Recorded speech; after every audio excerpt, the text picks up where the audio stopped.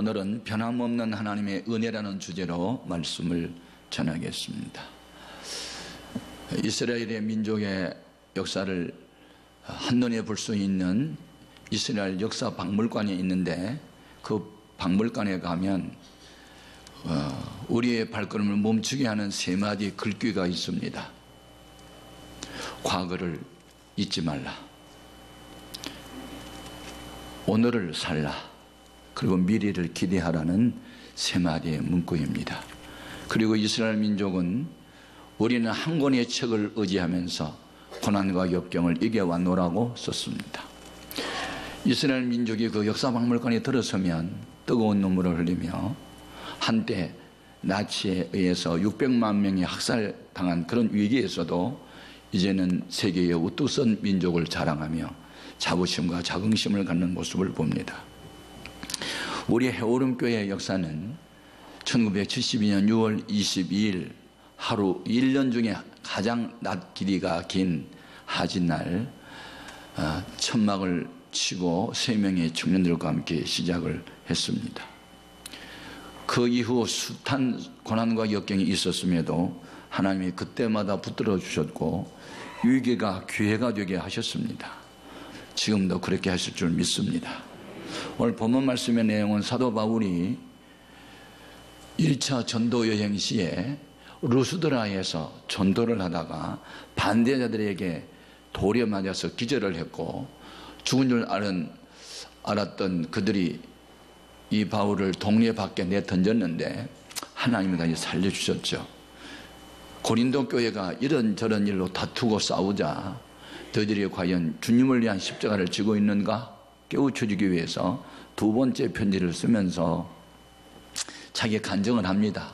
나는 살 소망이 끊어진 위기에서 하나님이 건지셨고 또 건질 것이며 앞으로도 건질게 될 것이다.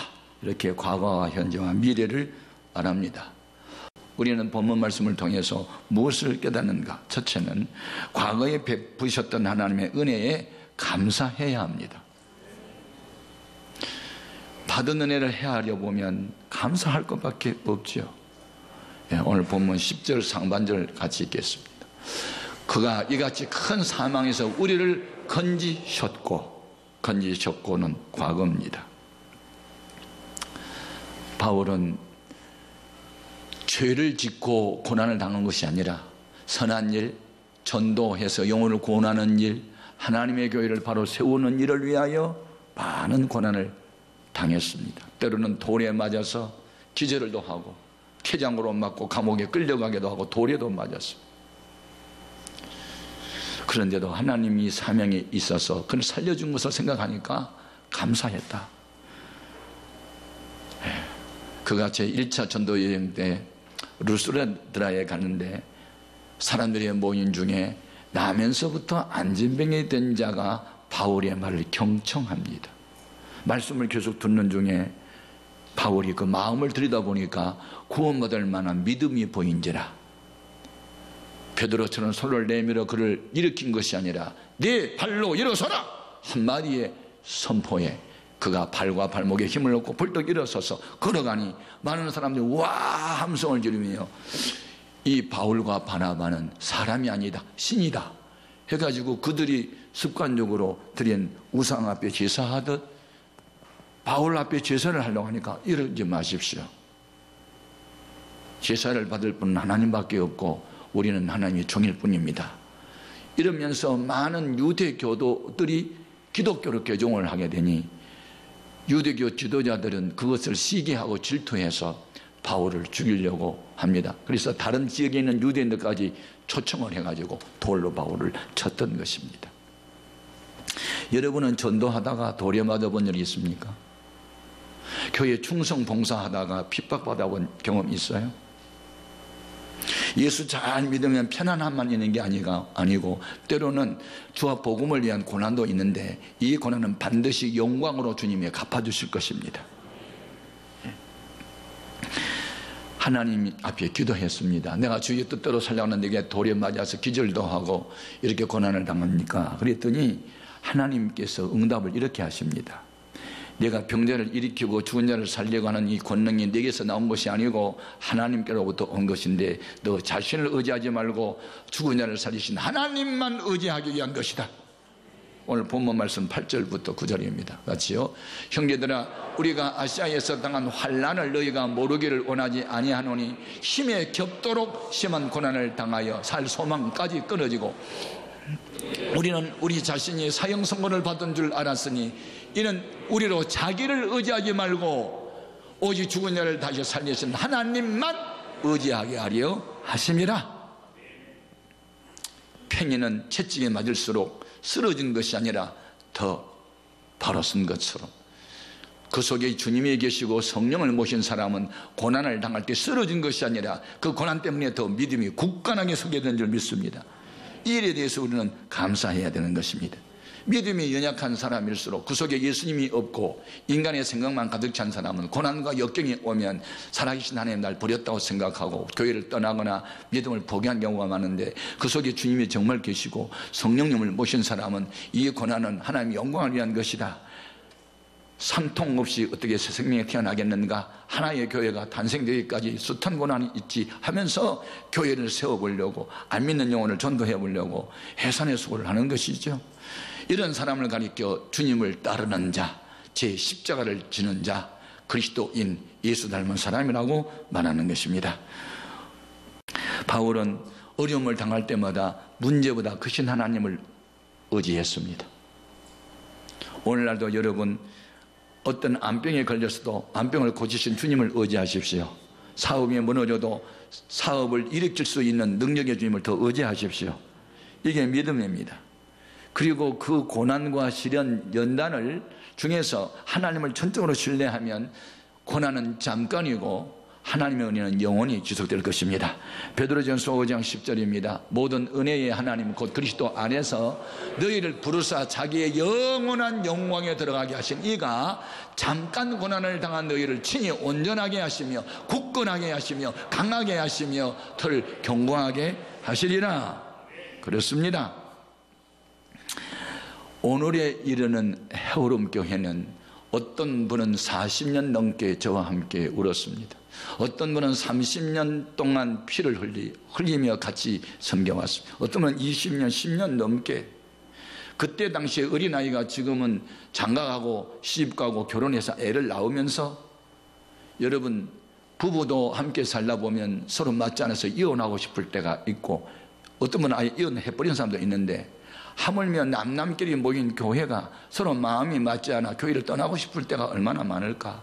그런데도 40년을 떠나지 않고 30년, 20년 떠나지 않고 그래도 버티고 있다. 그분들에 대한 고마움이 정말 있습니다.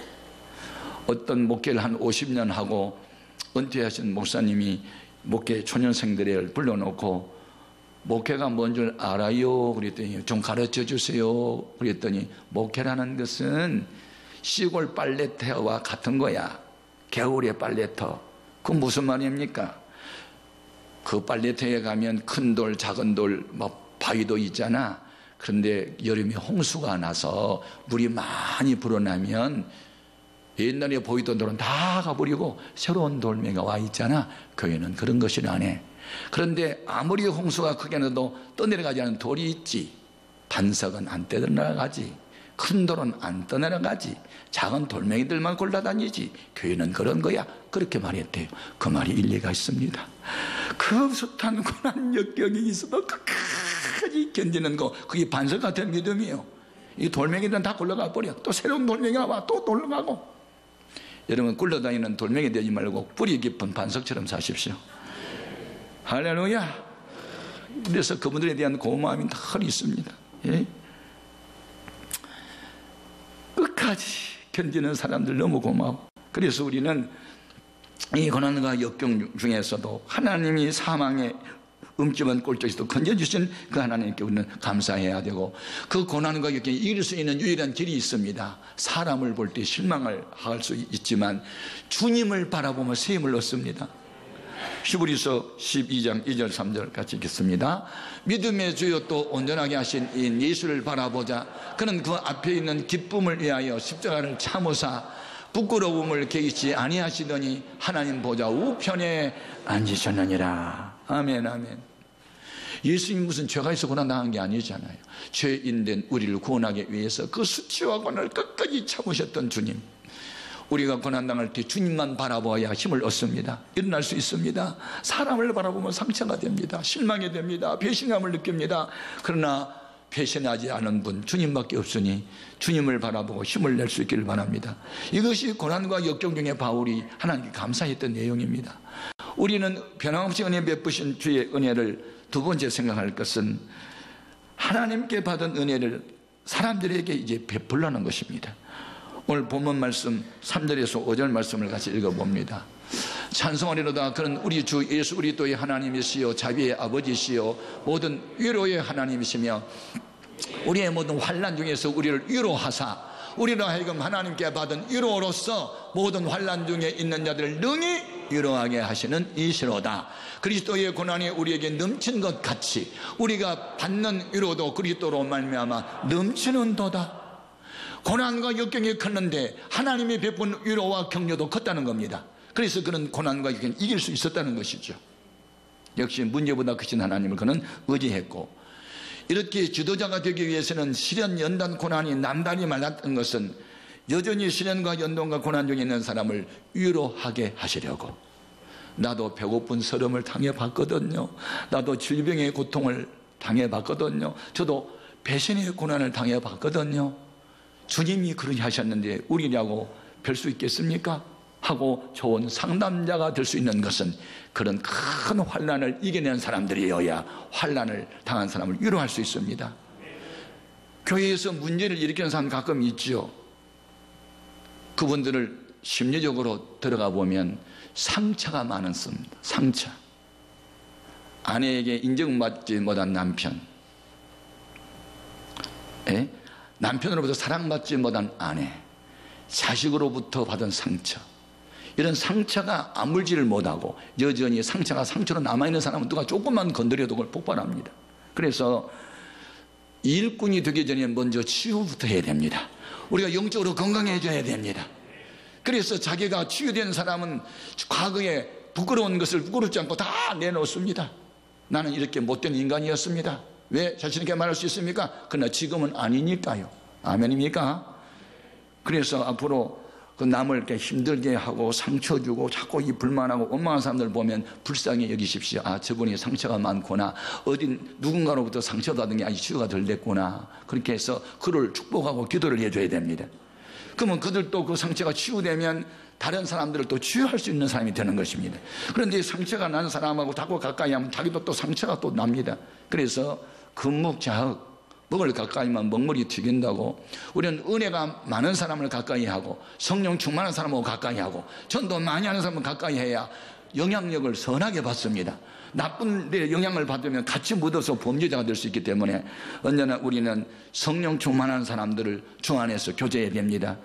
주 밖에 있는 사람은 전도 대상으로 교제를 해야 되지만 주 안에서 은혜를 나누는 것은 은혜가 넘치는 사람하고 은혜를 나누어야 함께 기쁨이 충만해지고 감사도 넘치게 되는 줄로 믿습니다. 그래서 바울이 깨닫는 게 있어요. 내가 이 큰 고난 중에서 하나님이 더 큰 위로를 받다 보니까 환난 중에 있는 너희를 내가 위로자가 됐다. 너희도 마찬가지다. 너희도 이 큰 환난과 고난을 이겨내면 또 다른 사람이 위로자가 될 수 있을 것이다. 그렇습니다. 기독교는 체험의 종교입니다. 자기가 그 핍박과 고난을 극복해 보지 않은 사람은 그 환난 중에 있는 사람을 위로할 수도 없고 격려할 수도 없고 용기를 줄 수도 없습니다. 그래서 바울은 하나님이 자기에게 이 고난을 많이 준 것은 많은 사람을 위로자가 되게 위한 것이었다라고 하나님의 은혜를 그는 받아들입니다. 우리 모두는 이제 소위 피스메이커, 평화의 도구로 인생을 살아야 될 것입니다. 우리를 만나는 사람의 믿음을 격려해주고 붙잡아주고 일어나게 해주고 기도 안 한다는 사람이 기도하게 만들고, 할렐루야, 부정적인 사람을 긍정적인 사람으로 바꿔주는 그런 은혜가 봉사하는 사람이 되어야 될 줄 믿습니다. 저는 지난 주간에 한국 국제개혁대책 한 일원으로 빈민촌에서 선교하는 선교사님을 만났습니다. 이분은 초등학교 4학년 때 교회를 나갔고 중학교 1학년 때 어른들 철야기도에 함께 참석했다가 성령의 불을 받고 가지가지 은사를 다 체험하고 이 세상에서 최고의 가치는 안 믿는 영혼을 전도하는 것이다 생각하고 가난하고 병든 사람을 자기는 치료하는 그런 사람에게 소망을 주는 그런 꿈을 가지고 계속 기도해서 총신대학과 대학원을 거쳐서 공부를 했는데 마침 인도에서 5대째 예수 믿는 젊은 목사가 총신대학원에 유학을 와서 사귀다가 보니까 서로 이제 마음이 맞아서 결혼해서 인도에 가서 선교를 하고 있는데 1992년도에 갔대요. 그러니까 지금 25년 동안 그곳에서 이제 일을 하고 있는데 유치원, 초등학교, 중학교, 고등학교까지 3,500명의 이 빈민촌 아이들을 모아다가 사역을 하는데 제가 큰 감동을 받았습니다. 가난하고 병들어서 또 부모가 없어서 길거리를 헤매고 있는 버려진 아이들을 하나하나 불러 모아가지고 씻겨주고 먹여주고 공부를 가르치다 보니까 성령의 감동을 받은 사람들이 도와주고 우리 개화대책에서 한 아이당 한 달에 3만 원씩을 보내주는 그 도움을 받다 보니 그냥 이렇게 일어난 겁니다. 참 감동적이었습니다. 45년 전 동천동의 모습이나 현재 그 골고다지 빈민촌의 모습이나 똑같은 것을 보면서 이 세상에서 이보다 더 귀한 일이 어디에 있겠나. 그리고 한 사람이 성령 받은 것이 이렇게 귀한 역사를 일으키는구나. 그것도 정체성의 혼란이 온 청소년기에 사춘기 때 주님을 만난다는 것이 그 운명을 이렇게 바꾸었구나. 너무너무 감사했어요. 여러분, 우리는 이 청소년 어린 아이들을 성령 받게 해주고 거듭나게 해주고 성경 가르치고 그래서 그 어린 아이들을 버려져 가지고 거짓 노릇하는 아이들을 가르쳐 주니까 부모님들이 감동을 받아서 힌두교 다 내버리고 기독교를 개종한 사람이 10,000명이 넘습니다. 여러분, 부모는 자식이 잘 되면 같이 가게 돼 있어요. 그래서 교회 학교 어린아이들이 은혜 받고 변화받으면 부모님도 전도가 되는 거예요. 그래서 이 교회 학교 교육이 얼마나 귀한 것임을 경험하게 됐습니다. 자, 오늘 본문 말씀 6절 같이 읽어봅니다. 우리가 환난 당하는 것도 너희가 위로와 구원을 받게 하려는 것이요 우리가 위로를 받는 것도 너희가 위로를 받게 하려는 것이니 이 위로가 너희 속에 역사하여 우리가 받는 것 같은 고난을 너희도 견디게 하느니라. 아멘. 고난을 견디고 이길 수 있는 것은 기도밖에 없습니다. 불평 원망으로 절대로 교회는 바로잡지 않습니다. 금식하고 기도하면 성령님의 역사가 일어나야 교회는 질서가 잡히고 하나님의 손길이 나타나는 줄로 믿습니다. 예. 처음에는 열심을 내다가 이런저런 일로 요즘에는 일손을 다 놓아버리고 그런 사람에게 주님이 말씀합니다. 과거 이야기 그만하고 지금 오늘 좀 잘해라. 하나님은 과거에 아무리 잘했어도 지금 잘못하면 잘못한 그 죄 때문에 너 죽는다. 그렇게 말씀하셨죠. 자, 에스겔서 18장 24절입니다. 만일 의인이 돌이켜 그 공의에서 떠나 범죄하고 악인이 행하는 모든 가정한 일대로 행하면 살겠느냐. 그가 행한 공의로운 일은 하나도 기억함이 되지 아니하리니 그가 그 범한 허물과 그 지은 죄로 죽으리라. 우리는 여기서 무엇을 깨닫냐면 하나님의 시간은 언제나 오늘이다. 지금이다. 노인은 과거 이야기하며 살고 젊은이는 미래를 희망을 말하고 산다지만 우리 기독교인들은 오늘 하루하루를 살아가는 겁니다. 오늘 바로 살지 않는데 내일의 영광은 없습니다. 오늘의 모습은 과거에 여러분 어떻게 살아왔는지를 보여주는 현상이고 미래에 나타날 영광은 오늘 우리가 어떻게 사느냐에 따라서 결정이 되는 거기 때문에 우리는 오늘 은혜 받고 오늘 주 앞에 회개하고 오늘 주 앞에 바로 서야 될 줄로 믿습니다. 그래서 오늘 내가 세상을 떠난다 할지라도 천국 갈 수 있다, 이런 자신감 있게 살아야 돼요. 사도 바울이 고린도 교회의 편지를 첫 번째 그리고 두 번째 썼는데 첫 번째 편지에서 이야기합니다. 과거에 잘한 거 교회에서 알아줄 필요 없고 지금 잘하는 사람을 좀 알아주라는 겁니다. 과거에 잘하는 것도 잊혀서는 안 될 일이지만 지금 잘하고 있는 사람을 알아두래요. 어떤 사람인지 고린도전서 16장 17절 18절 같이요. 내가 서대 바나와 부드 나도와 아가 이고가 온 것을 기뻐하노니 그들이 너희의 부족한 것을 채웠음이라. 그들이 나와 너희 마음을 시원하게 하였으니 그러므로 너희는 이런 사람들을 알아주라, 인정하라, 그들을 존경하라. 지금 목사의 마음에 시원함을 주고 성도들의 필요를 채워주는 이런 일꾼들을 알아주라는 겁니다. 아멘. 그렇습니다. 세 번째 교훈이 있습니다. 보다 더 나은 미래를 기대해야 합니다. 오늘 본문 10절 중반절 이하 같이 읽어봅니다. 또 건지실 것이며 이후에도 건지시기를 그에게 바라노라. 아멘. 우리 인간은 꿈의 존재입니다. 그 꿈은 어디서부터 오는가? 하나님을 바라볼 때, 하나님을 신뢰할 때 우리는 꿈을 꾸게 되는 줄로 믿습니다. 이번에 빈민촌에 어느 한 가정을 제가 방문했습니다. 아버지가 맹인입니다. 어머니는 길가에서 이렇게 판을 벌리고 물건을 좀 파는데 너무너무 가난합니다. 예. 대나무로 집을 짓는데 어젯밤에 소나기가 와가지고 빗물이 지붕에 새가지고 온 식구가 잠을 못 잔 그런 집을 방문했는데, 그 맹인의 딸로 태어난 이 꼬몰이라는 여자아이는 4살 때부터 맹인의 아버지의 손을 잡고 길거리에 가가지고 앉아서 구걸하던 아이입니다. 선교사님이 지나가다 너무 불쌍해가지고 그 아이를 데려다가 씻기고 도와줬습니다. 예. 그런데 5살부터 4살부터 그랬는데 10살까지 학교도 못 가고, 그래서 이 선교사님이 그를 불쌍히 여겨가지고 집에 데려가서 사정을 이해해보니 너무 기가 막힙니다. 그래서 계야대책에 요청을 해서 한 달에 3만 원 도와주면 이 아이의 가족을 살릴 수 있고 학교도 보낼 수 있다. 그래서 CDP 사역이라는 것을 이제 연결을 해가지고, 그래서 그 아이가 5살부터 10살까지 거기로 됐는데 이제 10살에 초등학교 1학년에 들어왔습니다. 그래요. 지금 11학년입니다. 12학년이 고등학교 졸업반인데, 그래서 계야대책에서는 고등학교 졸업할 때까지만 도와주거든요. 그 이후에는 이제 자기 알아서 하라는. 그래, 네 소원이 뭐냐니까 간호사가 돼서 아픈 사람들 도와주는 게 꿈이래요. 근데 대학을 가야 되는데 대학을 책임진 사람이 아무도 없어요. 같이 동행했던 목사님 한 분이 그 말을 듣고 감동을 받고, 너 간호대학 꼭 합격해라. 너 졸업할 때까지 우리 교회가 도와줄게. 그래서 약속을 하고, 어젯밤에 비가 새서 잠을 못 잤단 말을 들으니까 또 목사님이 그럼 내가 이 집 지어줘야 되겠다 우리 교회에서. 그래서 700만 원 약속하고 오고. 참, 그러니까 아이가 막 우는 거예요. 엄마도 울고 아빠도 울고.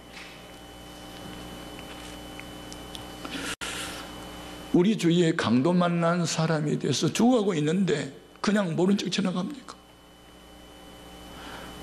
이 시대에 교회가 존재할 이유, 교회는 왜 존재해야 되는가? 희망이 없는 사람들에게 희망을 주는 교회, 더 이상 일어설 수 없는 힘이 없는 사람들에게 힘이 되어주는 교회. 앞으로 우리 교회는 무슨 일을 해야 되는가? 많은 것을 생각하고 돌아왔어요. 나는 왜 살아야 하는가? 어떻게 살 것인가? 인생의 최고의 가치는 어디 있는가? 삶의 의미와 목적은 어디 있을까? 주님이 하라는 일, 복음을 전하는, 가난한 사람에게 복음을 전하고 병든 사람을 고쳐주고 절망에 빠지는 사람들에게 희망을 주는 그런 교회. 교회가 몇 년 됐는가가 자랑이 아닙니다. 주님이 기쁜 일을 했느냐가 중요한 것인데, 이제 다시 시작해야 되겠다. 정말로 보여주기 위한 일 말고 주님의 시각으로 보는 그런 교회. 앞으로 우리 교회는 주님의 마음에 합당한 교회. 이전에도 주님 기뻐한 일이면 무엇인지 하려고 애를 썼지만 이후에 펼쳐질 우리 교회상은 절망에 처한 사람들에게 희망을 주는 그런 교회로 새로워지기를 바라겠어요.